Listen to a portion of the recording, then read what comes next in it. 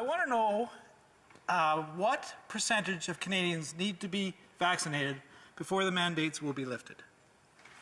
The Honourable Parliamentary Secretary. That's the first time that a Conservative ever said I gave an excellent speech, and I thank him for that. Maybe it was I'll give him the benefit of the doubt that it may have been a slight wrong choice of words. In all fairness, Mr. Speaker, it's a great question, but guess what? I'm not a medical expert. I'm not the one. Oh, see, they're sighing.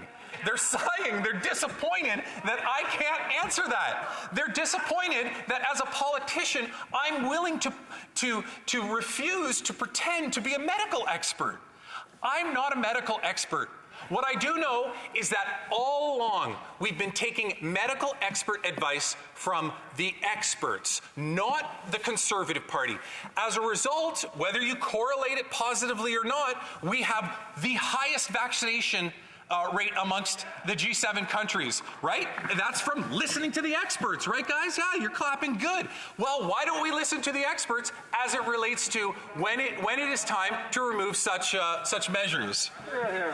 Thank you, Speaker. I just want to draw attention to the fact that the major focus of this member's conversation and speech was that they listen to the experts. They don't make decisions as politicians or parliamentarians. However, I have some confusion there because when I spoke to the Speaker of the House when this first began, he made it clear that when it came to sitting in the House of Commons, only the medical professional, which is the House of Commons nurse, would be making those decisions, and they would be made privately. And yet, when she had made her decisions and this leader did not like what he heard, they changed those recommendations of the expert, the House of Commons nurse. So how is it that he thinks that there's one set of rules over here, but they're breaking their very own statements? The Honourable Parliamentary Secretary. I will bite my tongue where I really wanted to go with that one, Mr. Speaker. I look forward to when there's the opportunity to see this member in person again.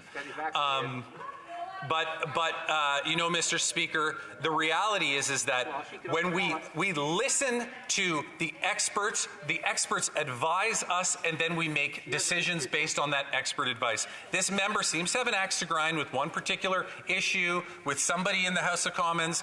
I'm sure she can, go through the proper channels to do that.